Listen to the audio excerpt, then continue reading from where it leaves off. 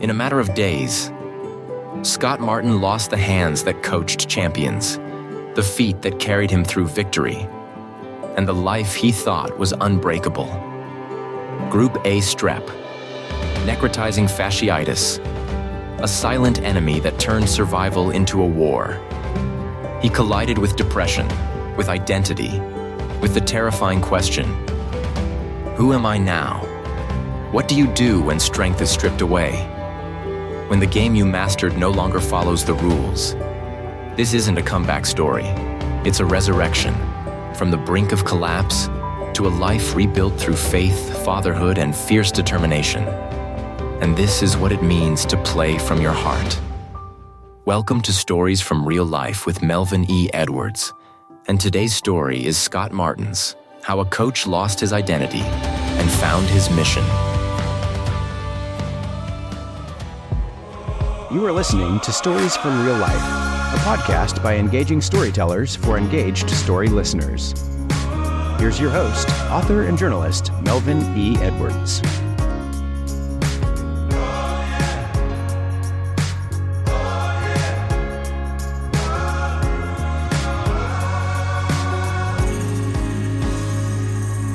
Hello again, and welcome to another episode of Stories from Real Life. I'm your host, Melvin E. Edwards.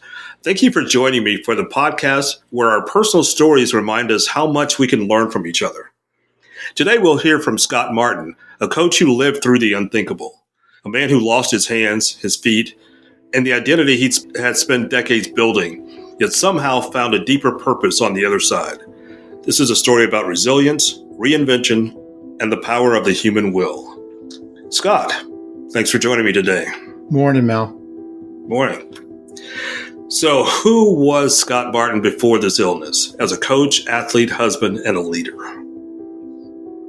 I was an aggressive person. I guess you might say type A sort of person, but I always had the objective of reaching for high goals.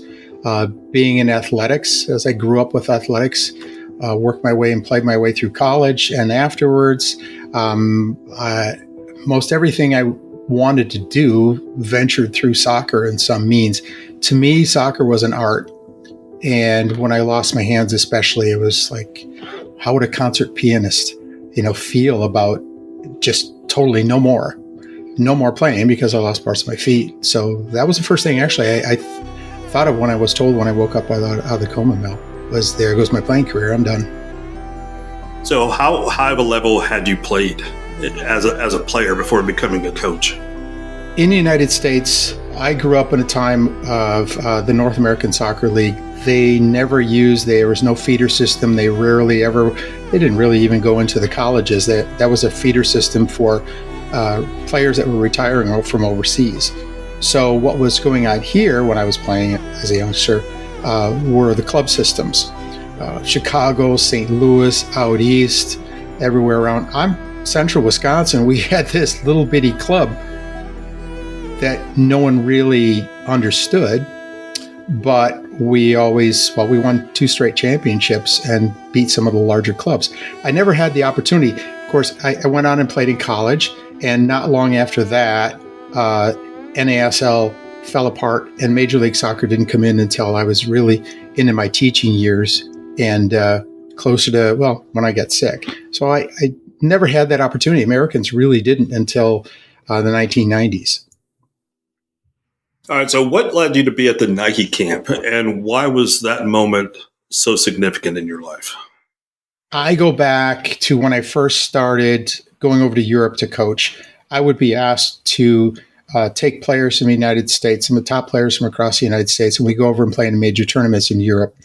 I did that right out of college, and actually my first trip, and actually my first training camp, we started in the Netherlands, and I met a gentleman that was the director of coaching at this training facility, and we got to know each other. His name was Jan, and I kept going back every year to Europe, and the year before I got sick, I went to Europe one more time, and here's Jan at the same training facility, but he was no longer the director of that facility. He was a head coach of the Olympic team. So we ran into each other and we went out to the pub and we got to know each other. He actually asked me to, invited me to come play in an exhibition against the Olympic team from the Netherlands. My God, that was amazing. But he told me, I know some people in the States. I'm going to see what I can do to help your career. So I was just going in at the end of that summer. I started coaching at the University of Wisconsin at Eau Claire. So I moved from the high school level to the college level. And we had a very good first season. We were actually nationally ranked. Going into that next summer, good recruiting trips and everything. Nike called me and said, hey, we heard some good things about you. We want you to come down and speak at the regional camp outside of Chicago. 100 of the top players in the United States will be there, plus coaches from across the country and national team players would be too. I'm like, no way. But here's my problem, Mel. I wear Adidas. So I showed up and it was scooch me over and, gear me up in all Nike stuff. Well, that's what got me to the Nike camp. And that's where I actually, the illness started creeping in. So, I was on a pretty good trajectory and then something happened. So you've written a book about this, and we're going to reference the book several times during this conversation. It's called Play from the Heart.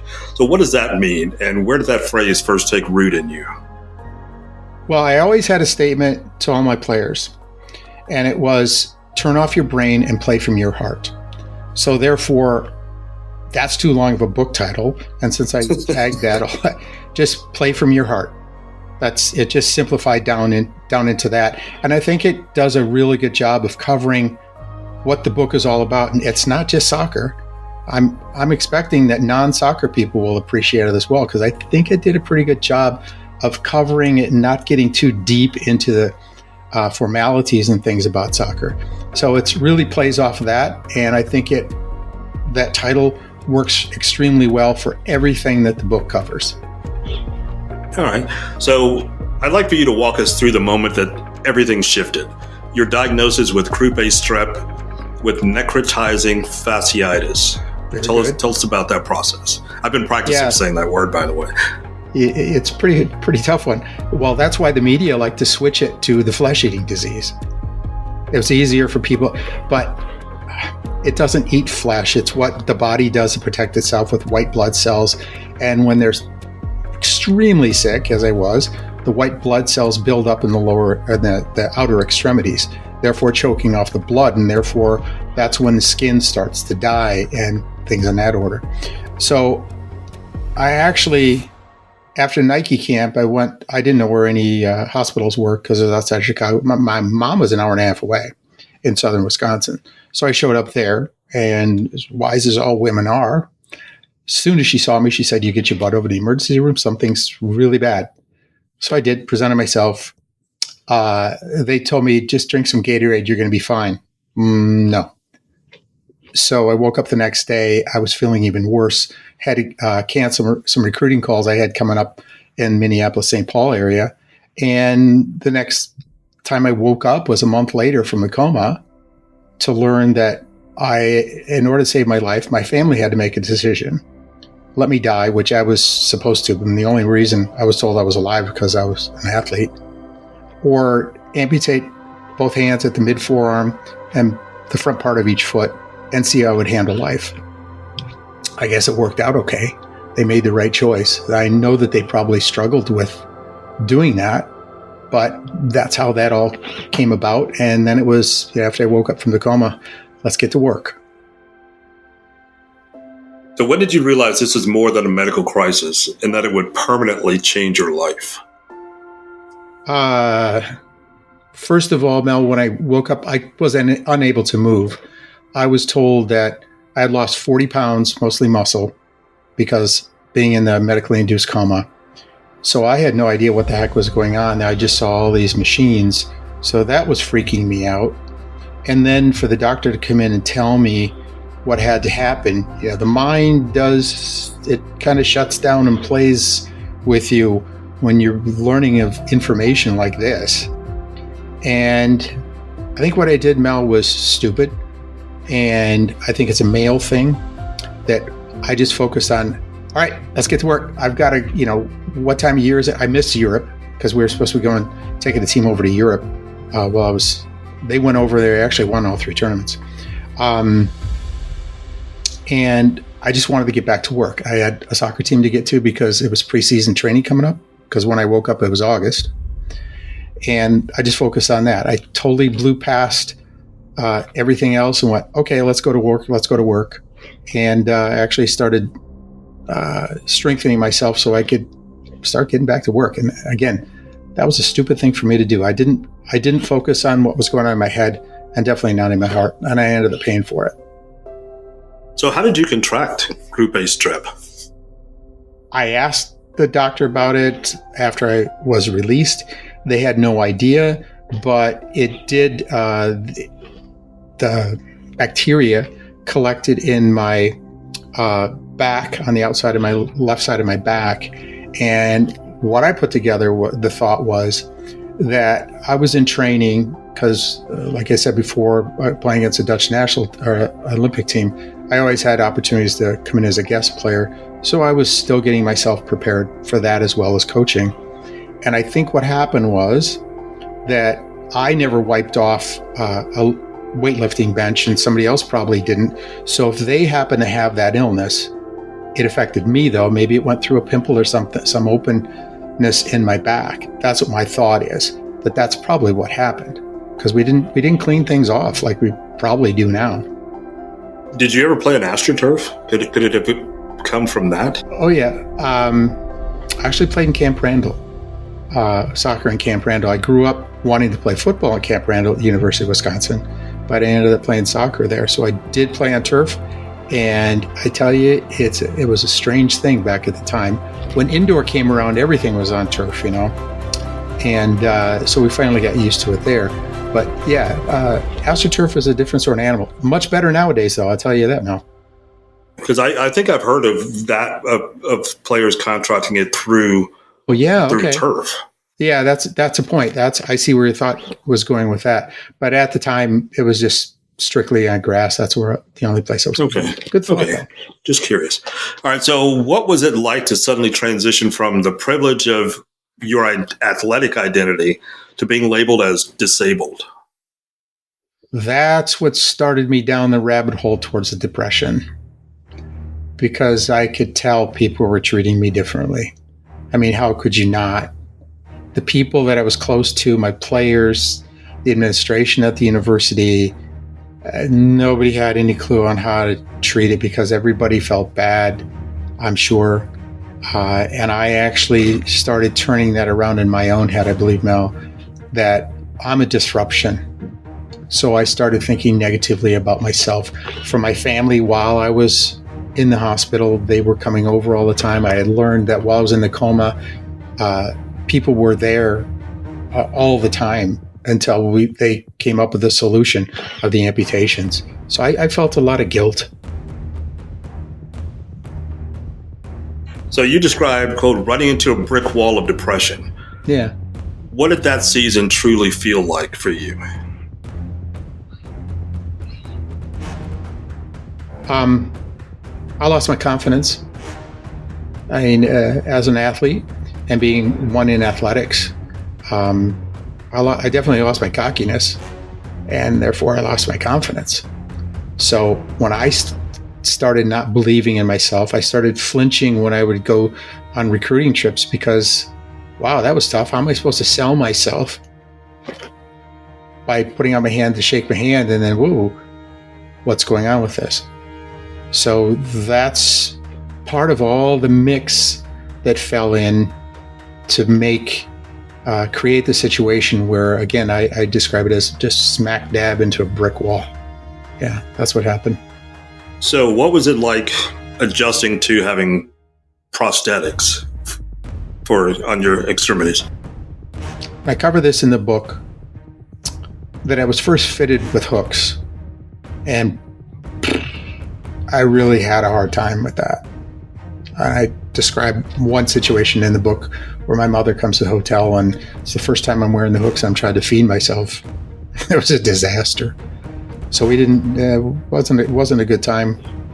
And then I learned that my brother, who was an insurance agent, worked with the university insurance companies and got me myoelectric hands. These jabbies are electronic, and so they work off of reading the muscles for opening and closing the hands, okay? And we all do that. We have electricity that runs through our bodies, and it picks up. But using these, it's not just automatic, as you know, with what we're probably born with, be able to just use it. I had to think what muscles to fire and which ones not to fire. So what I did with that, Mel, was think about how I learned how to bend a soccer ball to make it dip and go around. And that started with accepting failure. So that was going against the maleness side. Accept failure, actually expect failure, and just repetition, repetition, repetition. So it was the same thing I did as a soccer player. I applied to using the myoelectric hands. Okay, so that segues right into my next question. So how did your physical loss affect your sense of masculinity, worth, and purpose? I felt much lesser. There were times when I probably emotionally I could have been blown over with just a puff of air because I just felt nothingness. I don't know if that happened during matches, but I'll bet that sometimes there were times when my players sensed that I was just lacking confidence in any decisions that I was making. And I don't know if it really came through them, because when I went back, we still had national ranked teams because the focus was there. I think I was able to, I hope, the evidence is pretty good, that I was able to fake it. There's one line in the book that I use. I became good at faking myself, faking being myself, because I thought about everybody else and not myself. You know, that's not trying to put blame on anyone. Blame was all on me about how I would fit in back into society. And it was extremely difficult. So can you summarize the $10 million malpractice lawsuit and what it represented emotionally for you? Well, what I mentioned was when they released me, even though my temperature was just a tick under 103, I never took my blood test, never tested my blood. And the trial was all about, it was a 2-week trial, $10 million, medical malpractice lawsuit. And their expert said wouldn't have mattered. Our expert said it would have. Now, I won't get into, people are just going to have to read the book. There's two chapters on all of this, Mel, because it was pretty dramatic. Perry Mason there was drama in there and everything that was happening. But I'll summarize as this, that a couple of weeks after the trial, I found an article, I believe it was in the New York Times, that cited their expert, that in the article, he stated that there's a window of opportunity when antibiotics would have a positive effect. If we would have had that article at the time, we would have focused on this, because when he was in the trial, he denied ever saying something. We brought up an article where he was quoted in Women's Day magazine, and this is one of the dramatic parts. Your Honor, and all this. And that was allowed to stand, that it was hearsay. So that Women's Day magazine was tossed out. And I wish we would have had the New York Times article, because I think things would have gone in a different direction if we would have had that. Yeah, so I definitely encourage you getting the book and reading out the whole book, obviously, but those couple of chapters sound really dramatic and sound really interesting. Yeah, we blend some quotes and remembrances from a niece, a nephew, a sister, and a brother, and my mother as well, on what she remembered about the time. So it's pretty dramatic, and it led to something else. Okay. So as a coach, you like to say breaking yourself down to build yourself back up. What does that process really mean to you? So I guess I'll cut to the chase. We lost the trial. And I had already resigned my position at the university because I couldn't do it anymore. I didn't think the program was going to go anyplace. And I finally maybe realized damn it, I need to do something about this. So especially after the loss in the trial, what I did was hook myself up in my room and started looking for solutions. I ended up going out east for a couple of visits. And actually there is, again, in the book, it's one point of discrimination from an athletic director, something I had overheard from the athletic director after I left our interview. So what I did, Mel, was just, I pitched all my medals, frames, framed photos, all my awards and everything, just threw them in the dumpster, sold everything that didn't fit in my car. My cat Bogart and I headed west. And it was into an apartment and having to go on food stamps, and that was breaking myself down. And it was time to just start building myself back up from there. Wow. And so once you just stopped fighting reality and started redefining yourself, tell me about that process. Just something I had to do. It was just no two ways around it. When I went out to Washington State, I had a deal set up with a very well-known college coach. And my pitch to him was, John, I'll come and work for you for free, and I'll work with your analytics and also with your tactics with your team. But what I want in return from you is to use your connections to get me into a position elsewhere afterwards. So I was there for one season. A friend of his was the head coach at University of Gonzaga, was leaving, and we had an agreement, gentleman's agreement. I'd be named as the assistant coach before he announced that he was leaving. Therefore, I would be transitioned into the head coach on an interim basis. Well, at the same time, they brought in a new athletic director, and he was not aware of the deal. So what happened was I came in as the assistant to the previous year's assistant who had no coaching experience whatsoever except for the season before. It was just a simple thing to do. That was a terrible time for me. And I ended up just saying, the heck with this. And I guess another road opened, and things kind of changed with 5 little kids.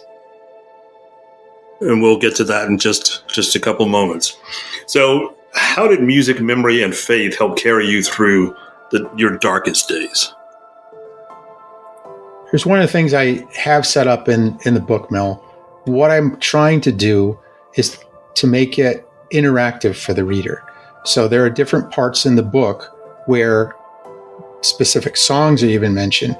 And what I'd like to suggest to readers is put the book down or open a different tab if they're reading it electronically. Go to Spotify or something, plug in that song, and listen to it. Just, don't just keep reading and reading. Just take a moment, stop, listen to the song, because then it'll help bring them in to the story, I believe. So that's what I play in, but it's also the truth. I have music going all the time. My training sessions, I always have music going. Blues, rock, of course, jazz, some disco, other things, just for me to try to get the players to play like the music is feeling to me. When they're training or playing, they shouldn't be thinking about the music, but I feel it, and I try to get them to play like that. So that's how I have always used music in my training. So what are just a couple of songs that are especially meaningful to you? The song opens, the book opens with my drive down to Chicago for the Nike camp. And I mentioned playing the album, John Mellencamp's album, Whenever We Wanted. And there was a song in there, I'm sorry, I can't think of it right now, that there's a trumpet. And I had a brand new car, just bought it, I think a week before. I went down there and I was feeling good, had my Ray-Bans on, sunny day, like 80 degrees, and just cranking some Mellencamp. And I mentioned in the book how still the next day when I was on my way to the Nike camp, how the horns, the trumpet from the Mellencamp song were still in my head. And just throughout, I bring up R.L. Burnside for some funk later on, because I like playing funk at training sessions. Tab Benoit is another artist that just so many artists in different, not necessarily major difference in genres, but some sort of a blend in the genres and how they all work together. And they're all songs that I think people will appreciate if they just go take a moment, go listen to it. Okay, that sounds interesting too. So what did hope look like when it was just barely visible for you? Gonzaga was a bad experience, like you mentioned. I think when I left soccer soccer was, like I said before, my art, and I loved it. I mean, I played it from here. When I left that and started work, became a dad, I think that was the first phase of me returning to me being me. Okay. So let's go right into that part of your story now. So what's the story behind leaving soccer to adopt 5 children from Romania and Ethiopia? Yeah, there was at the time when I was battling what to do with Gonzaga, because the athletic director was pushing me, I want you to apply for this position, because it was going to come up. The head coaching position was coming up. And it was at home one evening and watching the news out of Seattle. And there was a story on some adopted children by this family.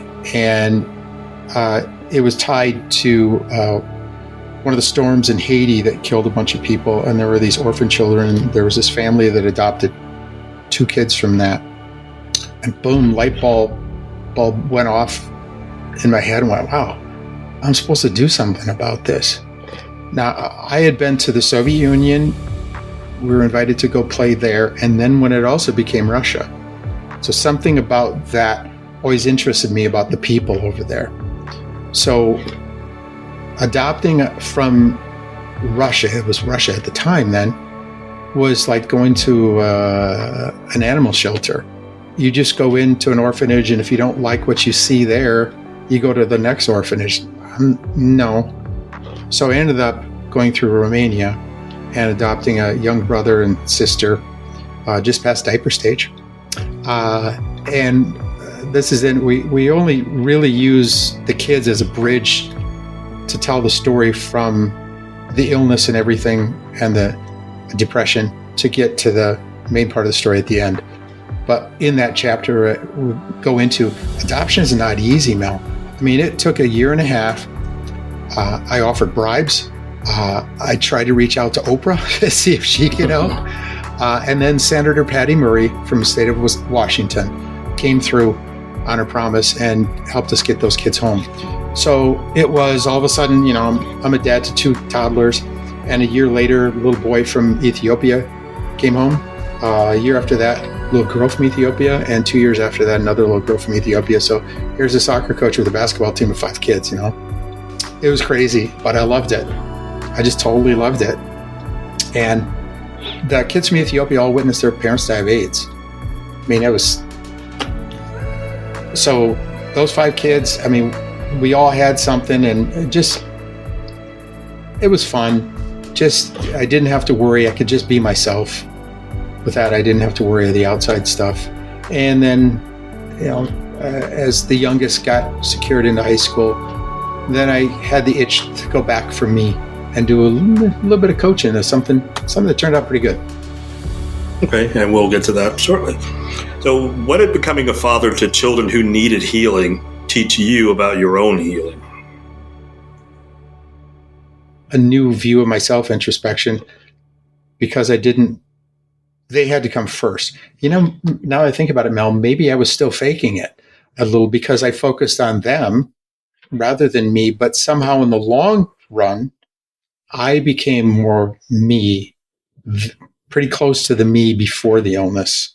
I think through, again, not being exposed to discrimination by others or how I viewed myself. That view changed over time because here were these kids that were growing up looking at me, and they didn't see me as being disabled.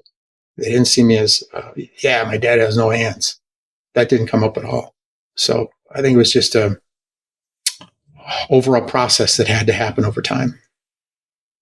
So what was the reception for your family once you got all 5 together and they started growing? What kind of reception did you get from family members, community members, strangers?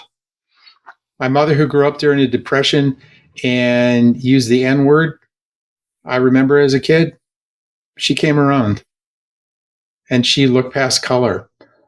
We also had a heart-to-heart one time about it was how she was raised at the time and how the country was at the time and the location where she was at the time growing up. So I came to understand that view a bit more.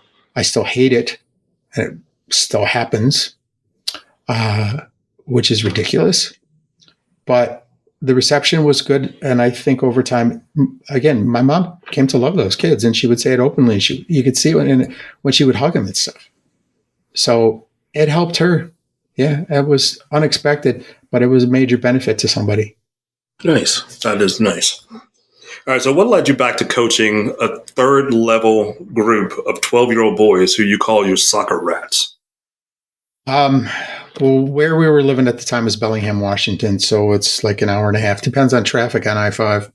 Could be 4 hours north. And there was a large club there, and they had hundreds of kids playing, and these were all kids that the parents were paying a lot of money with the expectation of their kids improving and possibly going on and to get scholarships, college scholarships, and maybe play professionally or something. So that's kind of what I was looking for. If I wasn't going to be coaching at the college level, this would probably do. So I applied and was accepted. So when I showed up, there's a new director of coaching there, and I go to it in the book, Mel. It's just one of the most egregious forms of discrimination I had ever come across. The guy, I don't know if he ever shook my hand, but I wasn't given the A team. I wasn't given a B team. I was given a C team of these 12-year-olds. Like, here, go coach them because we need the income. But when I showed up, I looked and saw what I had. And the only distinction between the kids I have and the A team and the B team was their size and more of a lack of confidence. So what I saw was talent, because I did attend 2 tryout sessions. I never had a chance to say who should be on which team. It was just here. It was basically, here's the scraps. But I saw something. And the way things do work in Washington is during the summer. So we got together in the spring. We trained for a month or 2, and then we did tournaments. And also during that time, Mel, I asked the A team coach if we could scrimmage. No. B team coach, yeah, sure, let's do that. So every Wednesday, Jose and I would get our teams together and we'd scrimmage. First time they kicked our ass. Okay. And then they started improving. We got to the point where we tied. Before we started the summer tournaments, we tied those guys. And I think that helped in the scrimmage. And we got into the playoffs in the first tournament. Second tournament came around, and we went to the semifinals. Then there were 3 more tournaments. We got to the final on each one of those 3 tournaments. Lost them all, but those kids reached a point by the end of the summer that they were pissed about losing in the last tournament final. So I knew then that these kids were ready, because you're not going to get mad at losing unless you're confident because you expect to win. So I knew that they did a 180. Now here we go into the state league season. 18 matches ahead of us. Long playing into December. And we open with 4 seconds left, and it's in the book.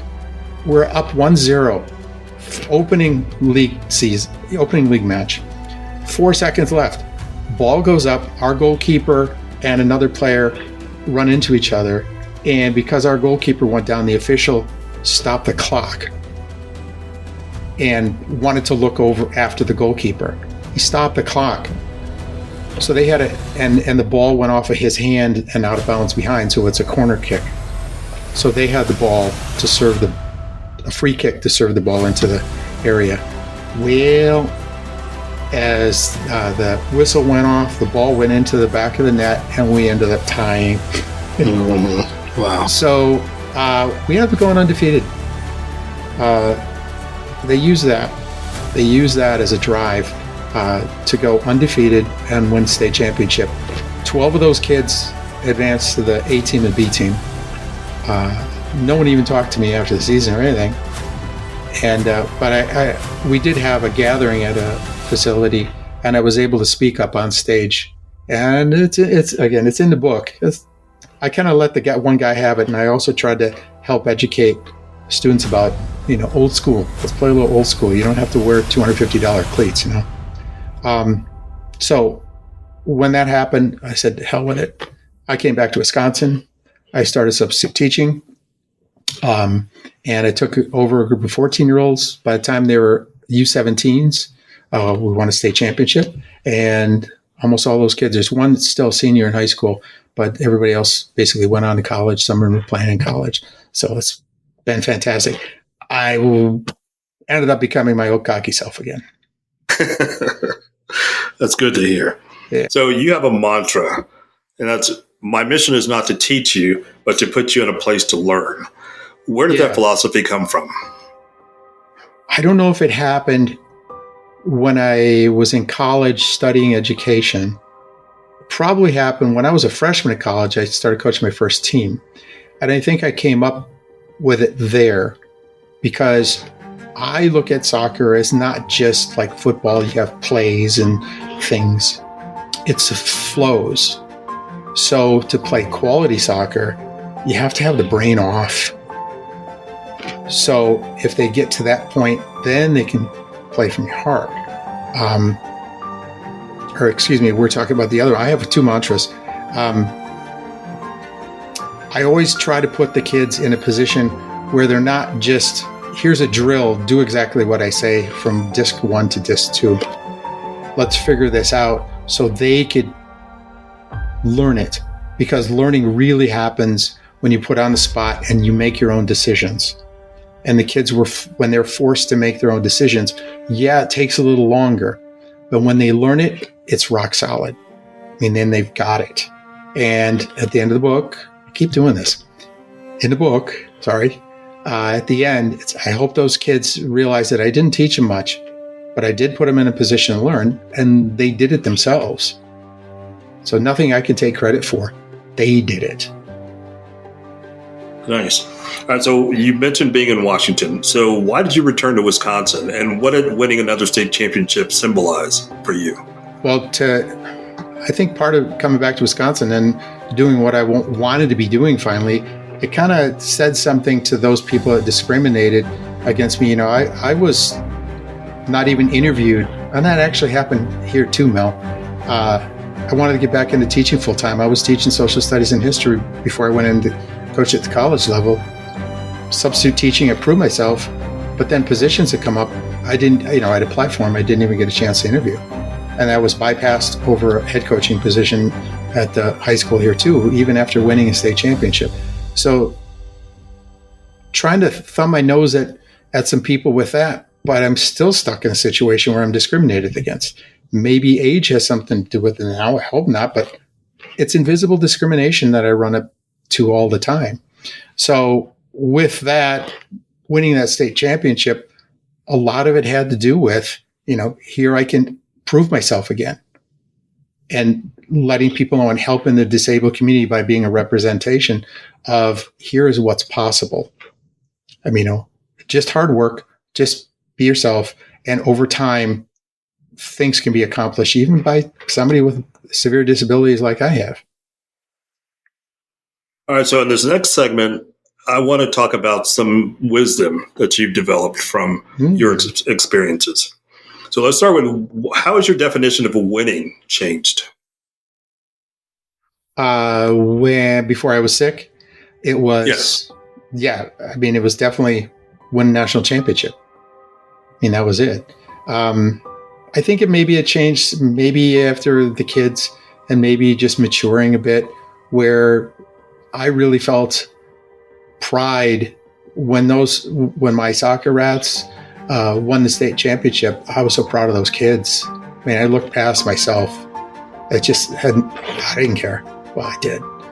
But those kids realizing, A plus B plus C plus D, all these end up to winning and getting over that hump of becoming self-confident. So, yeah, it has changed, but I still like winning. It's still fun.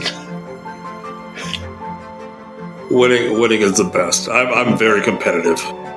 And it's so funny, my daughter, who's an adult now and is married, she definitely, I could tell she grew up with me. I overheard her talking to her husband once, and he was excited. They were competing at some like trivia game or something, and they got second place, and he was excited about that. And she said, second place is the first loser. Yeah, and I thought, that's my daughter right there.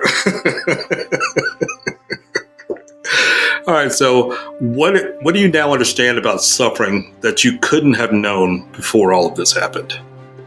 I've learned so much about becoming a disabled person that there's still ADA rules. There's still so much wrong that has to be corrected. But, and here's what I've decided about the book, Mel, is I want this thing to give me a platform. Two different ways that I see as my responsibility with the book. Help the disabled community and maybe help get it organized, get it working. I often talk to people about follow the LGBTQ example and how organized they are. Follow that. I have some friends over in Europe in the disabled community over there, and they talk about their splintered. Well, I haven't noticed anything organized over here either. So I want to see if I can get involved in helping that move forward, whatever way I can, whatever, let's see what happens. I'm not going to turn anything down. But on the other side, I think it's also a responsibility of mine to help educate the non-visually disabled with, for example, here, Mel, I've talked to people that are involved in helping the disabled community people get jobs. Well, I read a comment once about the disabled people are the type of people that should be getting jobs because of the crap that they have to deal with all the time. They understand hard work. They understand what it means to deal with negatives and how to overcome things. So it's right there. Those disabled people, they're the ones you should be hiring. And I think there's a tendency we just have to educate the non-visually disabled community about take another look, or actually take a first look, will you? So just try to make it more simple and help both sides of who's dealing with disability. And so what do you hope your own children and players take away from your story? There have been players that have interviewed me for like a speech class, or one I gave him the very first draft of this book. I said, well, here, read this and work off of that.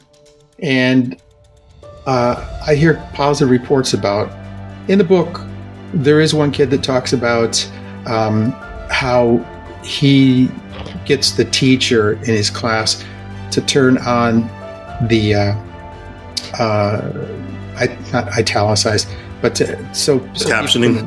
The captioning. Thank you. He gets the teacher to turn on the captioning. And because that's not done. When I substitute teach and I walk in and there's a video or something, captions probably aren't already set. So I have to go put the captions on. It's a little thing like that. So things fit together and it's still frustrating, but in different ways. So why is the ending of your book redacted? And what does that silence symbolize? I learned that author does not give away the end, because the end's pretty good. When people read, the book drops June 9, 2 days before the World Cup opener, 2026. And at that time, it'll be revealed what the ending is.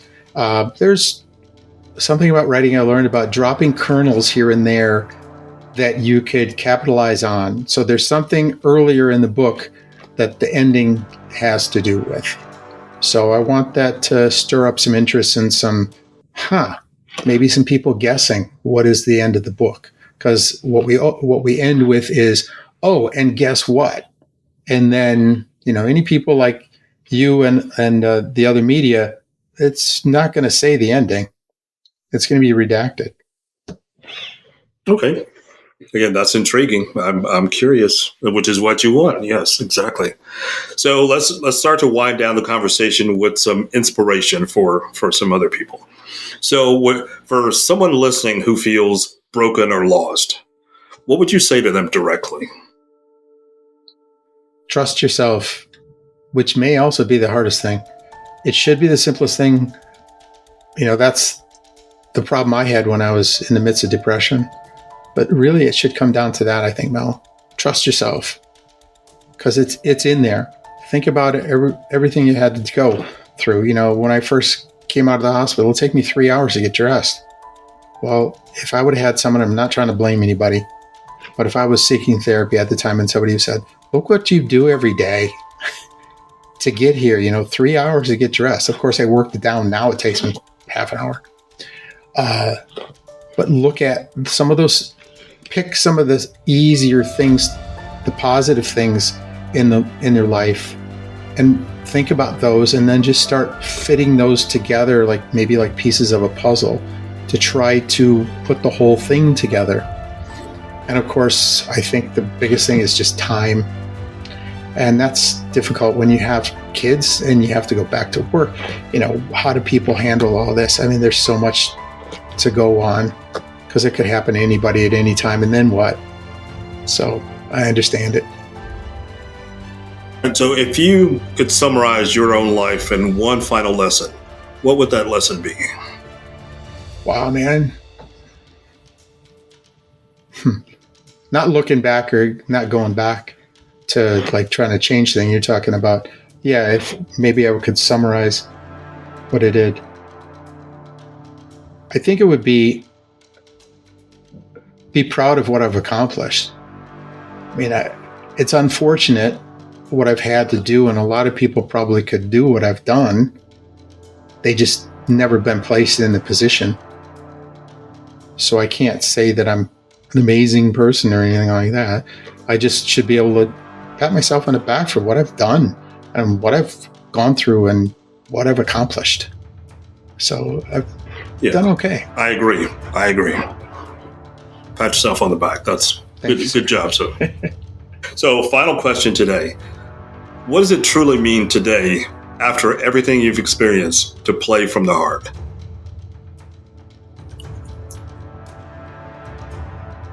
Now it comes through watching my players when I know that their brains are off and they're just playing. Sometimes I can get kids to do it. Most of the times they can do it. Sometimes they don't. But when they're free-flowing, like the music, when they're free-flowing, and just, that's the beauty of the game. When I can see the beauty of the game and the ball just going from here to there, and then finding holes in the opponent and breaking down the opponent or shutting down the opponent defensively, when all of that stuff happens. And by the way, when I'm coaching, my mouth's shut. I might have a notepad and I might jot down a couple of things, but I just let them play. That's what I really get off on that now. It's so cool. So that's how we're going to wind down the conversation today. So our guest today has been soccer coach Scott Martin, the author of the upcoming book, Play from the Heart, which is available for pre-order at Amazon, Barnes & Noble, and several other places. Scott, thanks so much for joining me today. I appreciate it. Thanks, Mel. Fantastic. I love what you're doing with the show, man. Keep it up. Thank you. I appreciate that. I'll pat myself on the back, too. There you go. So Scott's story reminds us that life doesn't end when everything changes. Sometimes that's exactly where it begins. Through loss, reinvention, and purpose, he shows us what it really means to play from the heart. So if this conversation stirred something in you, share this episode with someone who needs hope. This is Stories from Real Life. And until next time, don't forget to shine your light wherever you go. Thank you for tuning in to this episode of Stories from Real Life. Don't forget to subscribe and share. Let's meet right here every Tuesday and Friday. See you then.